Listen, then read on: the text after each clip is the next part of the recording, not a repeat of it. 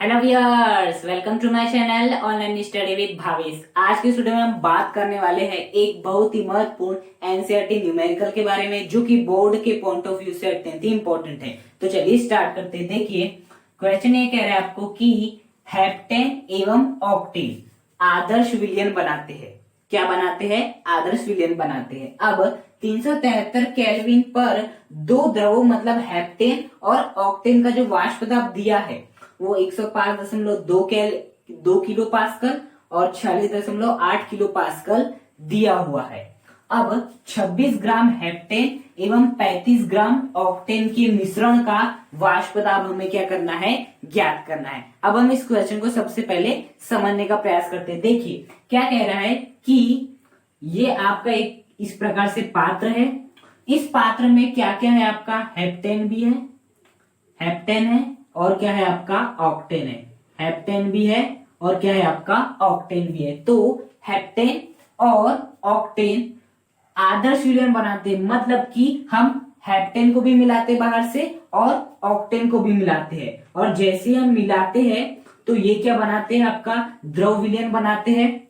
Okay, और कौन सा विलयन बनाते हैं? एक आदर्श विलयन बनाते हैं। ओके, आप अब सोच रहे हो कि हेप्टेन और ऑक्टेन क्या है। देखिए आपने ऑर्गेनिक केमिस्ट्री में पढ़ा होगा क्लास 11th में, जो आपका हेप्टेन होता है वो कितना होता है? C7H16। कितना होता है? C7H16। यदि हम बनाना चाहिए तो 1 2 3 4 5 6 7। यहाँ पर 3 हाइड्रोजन, यहाँ पर भी 3 हाइड्रोजन, बाकी जगह क्या क्या आ जाएगी? आपकी 2 हाइड्रोजन आ जाएगी। ओके, तो ये हो गया आपका C7 और ये 3 4 5 6 7 8 9 10 11 12 13 और 3 16। अब यदि मैं बात करूं किसकी? ऑक्टेन की बात करूं। किसकी बात करूं? ऑक्टेन की। तो वो कितना हो जाएगा आपका? C8H20, सॉरी C8H18 हो जाएगा। यदि मैं बनाना चाहूं तो 1 2 3 4 5 6 7 8।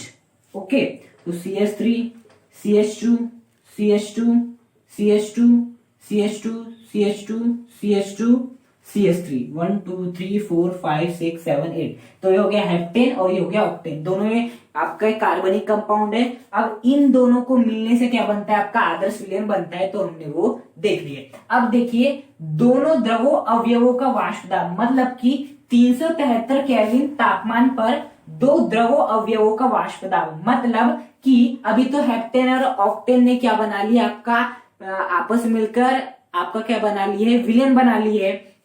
तो ये जो आपको वाष्प दाब दे रखा है ना, वो कब का दे रखा है? जब एक पात्र में केवल क्या भरा था? आपका हेप्टेन भरा था। क्या भरा था? C7H16 भरा था। केवल एक पात्र में C7H16 भरा था आपका।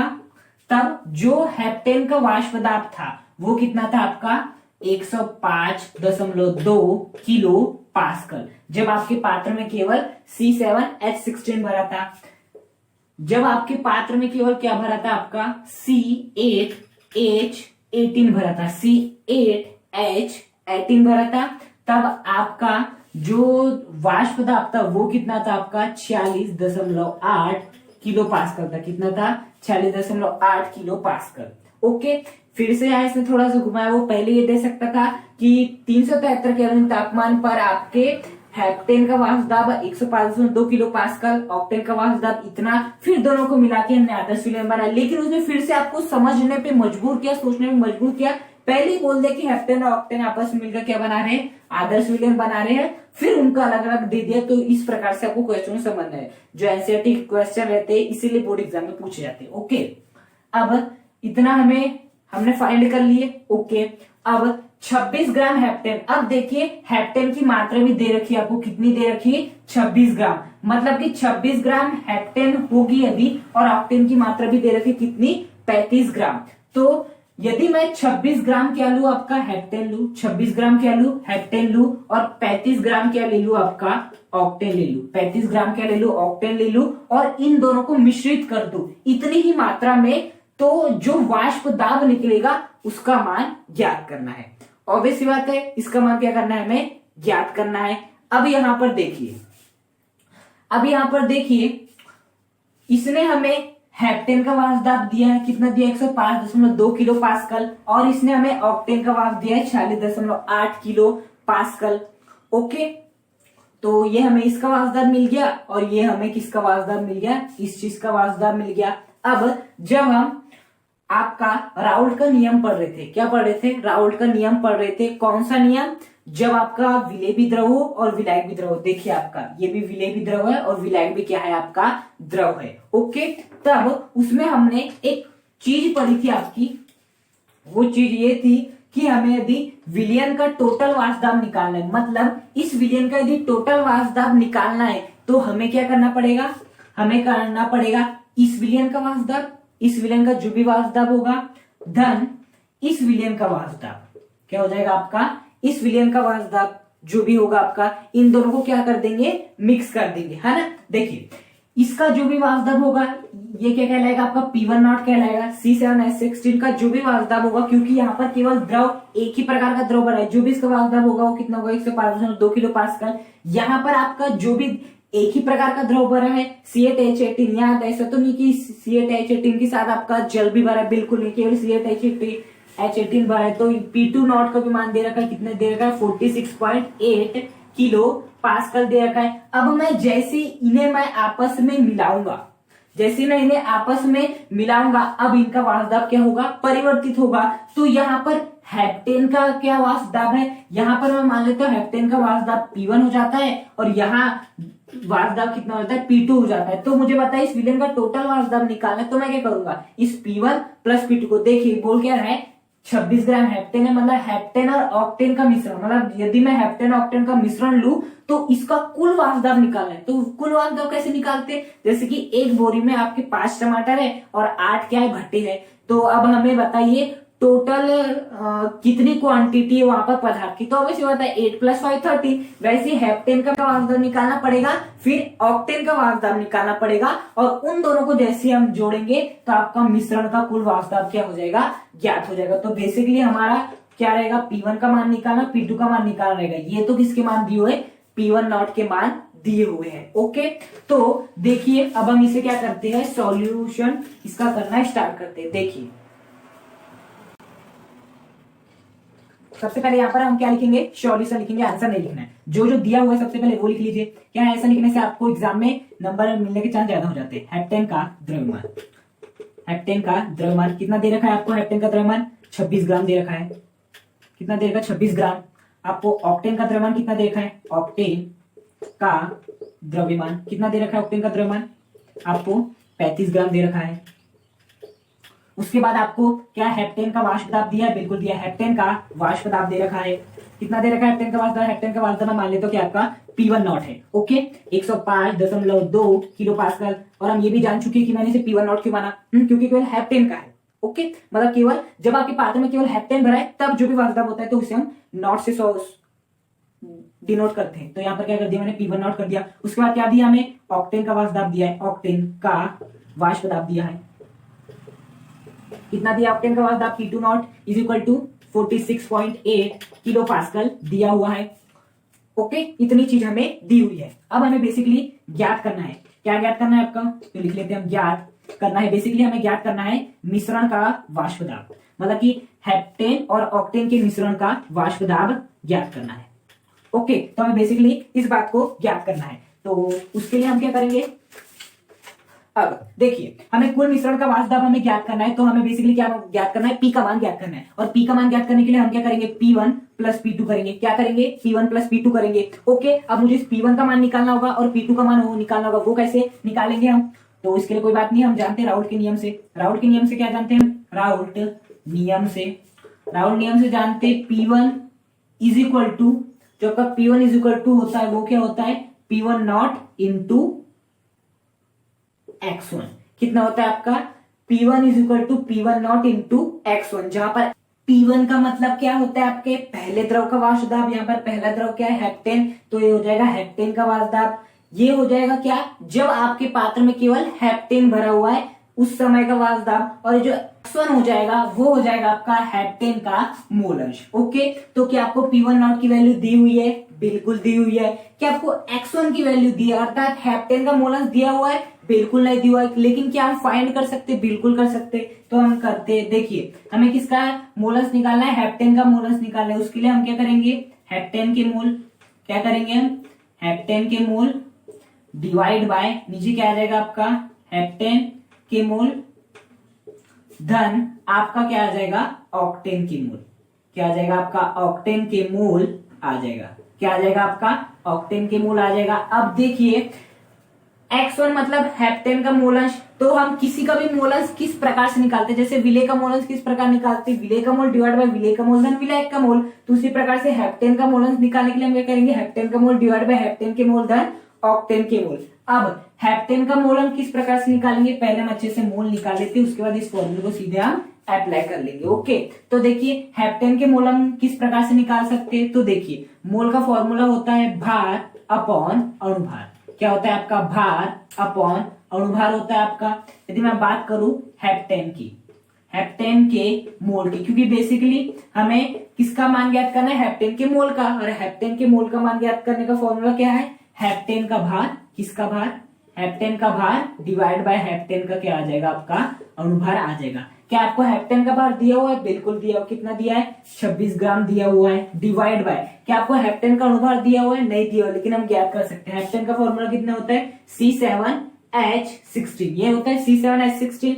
एक कार्बन का कितना होता है? 12। तो 7 कार्बन का कितना हो जाएगा? 12 इंटू 7 धन एक हाइड्रोजन कितना होता है? 1। 16 हाइड्रोजन कितना हो जाएगा? 1 गुणा 16। तो 12 इंटू 7 84 प्लस 1 इंटू 16 तो कितना आ जाएगा आपका? 100 आ जाएगा। तो बेसिकली जो आपका हेप्टेन का जो अणुभार आ गया वो कितना आ गया आपका? 100 आ गया। कितना आ गया आपका? 100 आ गया। अब 26/100, 26/100 कितना होता है आपको? 0.26 होता है। कितना होता है? 0.26 होता है। तो बेसिकली जो हमारा हेप्टेन के मोल है वो तो कितना निकल गया? 0.26 निकल गया। अब हमें किसके मोल ज्ञात करने होंगे? ऑक्टेन के मोल ज्ञात करने होंगे। तो वो भी हम क्या कर लेते हैं? अब ज्ञात कर लेते हैं। क्या ज्ञात कर लेते हैं? ऑक्टेन के मोल। ऑक्टेन के मोल ज्ञात कर लेते हैं। उसके लिए हमें क्या करना पड़ेगा? ऑक्टेन का भार, ऑक्टेन का भार डिवाइड बाय ऑक्टेन का क्या आ जाएगा आपका? अणुभार आ जाएगा। ऑक्टेन का अणुभार। अब देखिए ऑक्टेन का अणुभार कैसे ज्ञात करेंगे? सबसे पहले तो ऑक्टेन का भार लिखिए, कितना दिया है आपका? 35 ग्राम दिया हुआ है। डिवाइड बाय ऑक्टेन का अणुभार। ऑक्टेन का अणुभार के लिए सबसे पहले इसका सूत्र लिखिए, क्या होता है? C8H18। ये होता है C8H18। तो एक कार्बन का कितना होता है? 12। तो 8 कार्बन का कितना हो जाएगा? 12 इंटू 8 प्लस एक हाइड्रोजन कितना होता है? 1। तो 18 हाइड्रोजन कितना हो जाएगा? 18 हो जाएगा। तो 12 18 कितना होता है? 12 8 कितना होता है? 96 होता है। प्लस 18 इंटू 1 कितना होता है? 18 होता है। तो 96 प्लस 18 कितना हो जाएगा? 114 हो जाएगा। तो फाइनली जो आपका ऑक्टेन का अणुभार निकल गया वो कितना निकल गया? 114 निकल गया। तो यहाँ पर कितना आ जाएगा आपका? 114 आ जाएगा। सॉल्व करने के बाद जो आंसर आएगा वो आएगा आपका 0.31। कितना आएगा? 0.31। अर्थात मैंने क्या कर लिया? हेप्टेन के भी मोल निकाल लिया, अब ऑक्टेन के भी मोल निकाल लिया। ओके, तो जो आपका हेप्टेन के मोल है वो कितना है? 0.26 आया है। और जो ऑक्टेन के मोल है वो कितना है? 0.31 आए हैं। अब देखिए इनका यूज करके हम क्या निकालेंगे? आपके मोलंश को निकालेंगे। ओके, तो बेसिकली हमें किसका मोलंश ज्ञात करना था? हेप्टेन का मोलंश ज्ञात करना था। हेप्टेन का मोल अंश।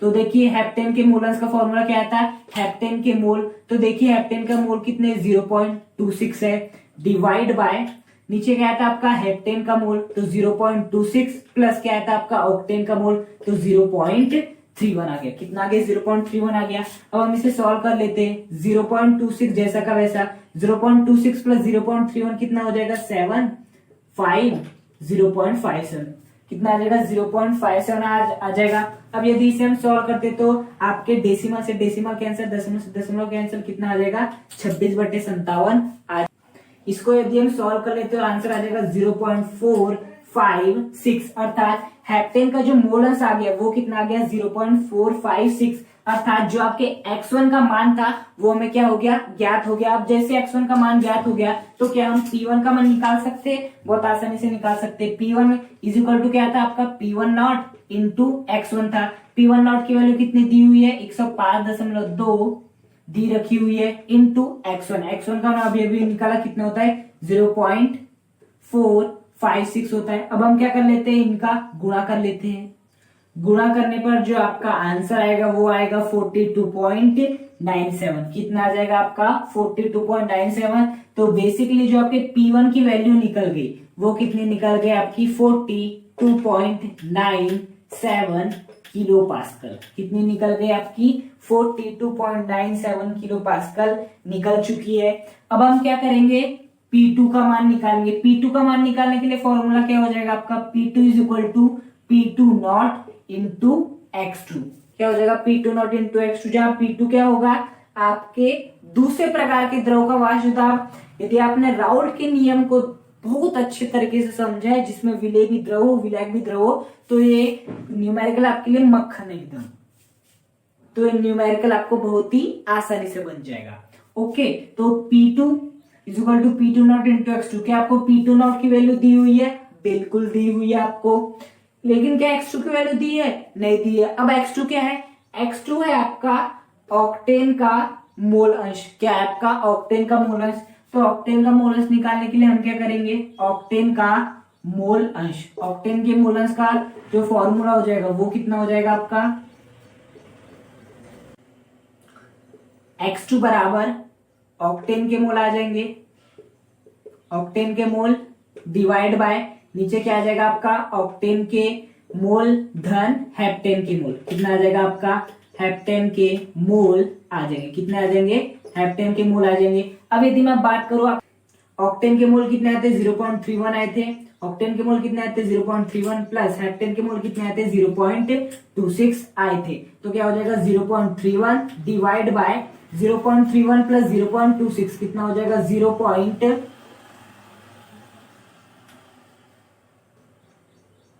डिवाइड बाय 0.31 प्लस 0.275 0.57 कितना आ जाएगा 0.57 आ जाएगा। अब दशमलव से दशमलव कैंसिल, तो कितना बच जाएगा 31/57 और 31/57 का मान आ जाएगा 0.544। कितना आ जाएगा 0.544 आएगा। तो बेसिकली मुझे किसका भी मान ज्ञात हो गया, x2 का भी मान ज्ञात हो गया 0.544।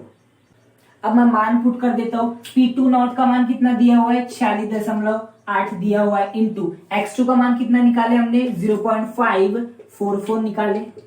गुणा करने पर आंसर आएगा 25.46 किलो पास्कल। तो बेसिकली मुझे P1 का भी मान ज्ञात हो गया और P2 का भी मान ज्ञात हो गया। ओके, मुझे इसका भी वाष्प दाब ज्ञात हो गया, इसका भी वाष्प दाब ज्ञात हो गया। अब मुझे क्या करना है, टोटल मिश्रण का वाष्प दाब ज्ञात करना है। तो टोटल मिश्रण के वाष्प दाब ज्ञात करने का फॉर्मूला क्या था, P is equal to P1 plus P2 था। तो देखिए P1 की वैल्यू कितने है 42.97 प्लस P2 की वैल्यू 25.46 आई। अब यदि मैं इन दोनों को क्या करता हूं, जोड़ता हूं, इन दोनों को जोड़े तो आपका आंसर लगभग 73.43 किलो पास्कल आ जाएगा। तो बेसिकली जो आपका मिश्रण का कुल वाष्प दाब निकल गया वो कितना निकल गया 73.43 किलो पास्कल निकल गया। तो इस प्रकार से हम न्यूमेरिकल क्वेश्चन को सॉल्व किए।